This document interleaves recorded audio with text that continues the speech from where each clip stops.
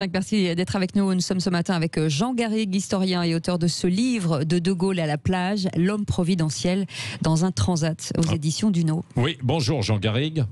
Bonjour. Allez, vous n'avez peut-être pas entendu De Gaulle il y a quelques instants dans le teasing, alors rien que pour vous, on va le réécouter un tout petit peu dans un extrait. Le gouvernement français, après avoir demandé l'armistice, connaît maintenant les conditions dictées par l'ennemi. Il résulte de ces conditions que les forces françaises de terre, de mer et de l'air seraient entièrement démobilisées. Voilà, bon, c'est un extrait. Alors, il y a plusieurs discours. D'ailleurs, il y a le 18 juin, il y a le 22 juin. Pour préciser avec vous, Jean Garrigue, vous êtes professeur d'université, mais spécialiste de toutes les questions politiques et d'histoire. Alors, De Gaulle à la plage, a priori, quand on voit le livre, ça peut un peu choquer parce qu'on se dit, De Gaulle, on n'a pas l'habitude de le voir dans un transat sur une plage. C'est un petit clin d'œil, évidemment, parce que quand on parle de Gaulle, inévitablement, il y a les plages et les autres plages, Jean Garrigue, et les plages du débarquement. Oui, c'est un double clin d'œil en réalité, parce que c'est une invitation au lecteur à lire ce livre à la plage. On est dans le déconfinement et j'ai voulu faire un De Gaulle qui soit assez vivant pour que les lecteurs puissent le déguster avec un daiquiri ou une glace. Mais c'est vrai que les plages ont joué un rôle dans la carrière du général De Gaulle. Il y a d'abord les plages du débarquement, auquel d'ailleurs il n'a pas été associé, ce qui a provoqué beaucoup de tensions, y compris avec Churchill. Et puis il y a la plage où, une fois qu'il a été écarté du pouvoir, ou en tout cas qu'il a choisi de partir du pouvoir en 1969, il y a ces plages d'Irlande où tout le monde l'a vu se promener avec son épouse et qui ont marqué l'imaginaire de beaucoup de Français, la rupture avec le Sauveur. Oui. Alors c'est vrai, c'est un livre qui se lit facilement à la plage parce que c'est bien fait, c'est par chapitre, où à chaque fois il y a un trait de caractère du général De Gaulle, le combattant, le visionnaire, le père fondateur, l'opposant, etc. Et vous racontez des chapitres parce qu'on a déjà lu beaucoup de choses en fait de Gaulle. Et moi je me suis surpris aussi, pourtant j'en ai lu déjà énormément, à réapprendre en fait énormément de choses autour de Gaulle. Oui, bien sûr. Alors juste là, si nous sommes le 16 juin aujourd'hui, Jean Garrigue, le 16 juin 1940, il était où là? Il était en train justement de rejoindre Londres à ce moment-là. Oui. Il était à Londres pour essayer de négocier un projet qui venait d'ailleurs plutôt de Churchill, qui était d'unir en une même entité la France et le Royaume-Uni pour combattre, pour continuer le combat. Le gouvernement français aurait pu aller éventuellement à Alger, d'ailleurs, pour essayer de continuer, ou alors à Londres. Et c'était le projet que De Gaulle avait soumis au gouvernement, et notamment au gouvernement de Paul Reynaud, qui est encore en poste au matin du 16 juin. Malheureusement, au soir du 16 juin, mais c'est plus Paul Reynaud, c'est le maréchal Pétain, et tout s'écroule. Oui, tout s'écroule, et là, De Gaulle a se dit il faut faire autrement, évidemment, quoi, et d'où cette alliance avec Churchill pour lui. Oui, il est poussé par le refus de Pétain et de ceux qui voulaient à tout prix l'armistice, qui ne voulaient plus continuer la guerre. Il est poussé à choisir cette option de s'en aller. En fait, il va repartir le 17 juin avec un avion qui était réservé au général britannique venu négocier avec les Français. Et donc, il va le 18 avec beaucoup de difficultés imposées à Churchill, j'allais dire, en tout cas avec le soutien de Churchill, obtenir de pouvoir s'adresser aux Français par l'intermédiaire de la radio, la BBC. Oui, voilà. Et De Gaulle, alors on revient directement aussi sur lui, sur son caractère, tout môme, il avait déjà cette idée qu'un jour il allait diriger la France. C'est ce que vous racontez aussi dans votre livre, Jean Garrigue. C'est totalement fascinant parce que, notamment une de ses sœurs qui a raconté que tout petit déjà, il était vraiment destiné à diriger la France, à diriger les armées françaises. Quand il jouait au aux petits soldats avec ses pères, c'était toujours lui qui était le commandant en chef des armées françaises, voire le roi de France.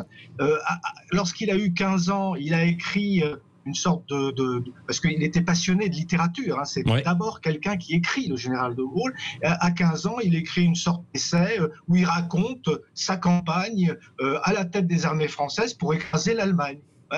Voilà le général de Gaulle qui se voit déjà, et d'ailleurs il le dit dans ses mémoires de guerre, tout jeune, il se sent prédestiné à rendre service, il parle d'un signalé service à la France. Oui, oui. Et puis comme quoi, là je m'adresse aux parents et puis peut-être aux enfants, c'était pas forcément un très très bon élève au début, mais ensuite, quand il a trouvé sa voie, là il a accéléré en fait très vite pour se retrouver parmi les meilleurs évidemment à l'école militaire. C'est pas que ça soit un mauvais élève, mais c'est quelqu'un qui est tellement passionné par la littérature, la poésie, que il s'évade, il échappe au carcan. Il a toujours été un rebelle en réalité. Il l'a été déjà dans le cadre scolaire, et bien qu'il ait eu comme enseignant son papa, qui était son prof, dans les collèges privés qu'il a fréquentés, les collèges religieux, et il a été à ce moment-là une sorte de rebelle. Il l'a été aussi quelque part ensuite, dans les années 20 et 30, parce que le De Gaulle du 18 juin 40, c'est un aboutissement. C'est l'aboutissement d'une rébellion vis-à-vis de la hiérarchie militaire qui ne partageait pas, ou plutôt dont il ne partageait pas les orientations stratégiques, et d'une rébellion aussi contre les politiques qui n'ont pas écouté ses conseils à lui, qui était de changer totalement la stratégie française. Jean Garrigue, Patrick l'a dit dans vos chapitres, il y a marqué rassembleur, sauveur, chef, stratège, visionnaire, homme d'idées, une denrée rare. Est-ce qu'aujourd'hui la politique peut encore fabriquer des héros ? Non, je ne le pense pas, très, très franchement. Des hommes comme le général de Gaulle, voire même comme François Mitterrand, ont surgi, j'allais dire, de la dramaturgie de l'histoire. C'est-à-dire qu'ils ont connu des périodes d'une telle tension, d'une telle force, qu'ils se sont construits à travers une vision, j'allais dire, presque romanesque de leur mission, de leur tâche. Alors les deux personnages sont très différents, d'ailleurs ils se sont combattus, on peut dire que De Gaulle était le principal adversaire de François Mitterrand, et presque réciproquement, mais en tout cas il y a une sorte de force qui naît justement de cette confrontation avec, pour De Gaulle, deux guerres mondiales, parce qu'il a d'abord été un combattant de la Première et puis de la Seconde Guerre mondiale, et qui fait qu'on a là une personnalité qui s'est forgée dans des expériences totalement exceptionnelles, et de facto, nos sociétés d'aujourd'hui ont de la peine à fabriquer ce type de héros. Oui, et pourtant, pour poursuivre ce que disait à l'instant Cécile, Jean Garrigue, Emmanuel Macron, souvent va rechercher des images dans l'histoire, et il voudrait évidemment s'accoler un petit peu cette image de président monarque. Il y a un chapitre, le président monarque, à propos de général de Gaulle. Il voudrait, mais qu'est-ce qui lui manque pour cela ? Il lui manque, comme à tous ceux qui ont succédé au général de Gaulle, en réalité, qui ont, malgré tout, qu'ils aient été ses adversaires ou ses supporters, et qui ont essayé d'endosser les habits du président monarque, il leur manque justement cette légitimité de l'histoire, qui était celle du général de Gaulle, et le souffle incontestable qu'il donnait à la politique, l'orientation, la vision. Il parlait du grand dessein, le grand dessein gaulliste, de la grandeur, de l'indépendance. Alors, à la décharge de ceux qui l'ont suivi, la société d'aujourd'hui, c'est plus du tout la même. C'est-à-dire que cette société qui a pu suivre le général de Gaulle dans les années 40, dans les années 50, était une société beaucoup plus homogène, beaucoup plus soudée par la reconstruction, soudée par la croissance économique, par la prospérité, et qui pouvait croire encore dans cette grandeur française. Aujourd'hui, évidemment, et on vient d'en avoir la preuve depuis quelques jours, on est dans une société beaucoup plus inquiète, fragmentée, en colère, communautarisée. Donc ça, c'est pas du tout la même société que celle du général de Gaulle. Jean Garrigue, vous dites que dans l'histoire, finalement, l'histoire montre que les présidents, l'image des présidents se fige dans les premiers mois de sa présidence. Et par rapport à Emmanuel Macron, par rapport au général de Gaulle, quelle image ont l'un et l'autre finalement dans ces premiers mois ? C'est-à-dire que Emmanuel Macron a essayé, dans les premiers mois de sa présidence, justement de réhabiliter ou de refaire un type de présidence de surplomb, de distance, parfois de mystère, en tout cas de solennité, qui était sur le modèle du général de Gaulle. Le problème, c'est que finalement, il y a renoncé assez vite et qu'il est redevenu une sorte de président allant à la rencontre des Français, perdant sa superbe, se permettant un certain nombre de phrases disruptives qui ont été vécues comme des provocations. Le général de Gaulle n'aurait jamais géré les choses comme l'a fait quelqu'un comme Emmanuel Macron, ou comme l'ont fait d'ailleurs ceux qui l'ont précédé. On n'imagine pas le général de Gaulle étant un hyper-président comme Nicolas Sarkozy, ou comme un président normal comme François Hollande. C'était pas du tout ça. Donc Emmanuel Macron, il a essayé au fond de faire du de Gaulle, et puis très vite il a été rattrapé par cette société de surcommunication, cette démagogie en fait qu'on trouve aujourd'hui dans la manière de présider la France. Oui, c'est vrai. Et puis bon, de Gaulle il y a un autre passé. Hein, vous le racontez encore très bien. Le combattant, il a été quand même emprisonné en Allemagne, oui. Hein, et à chaque fois.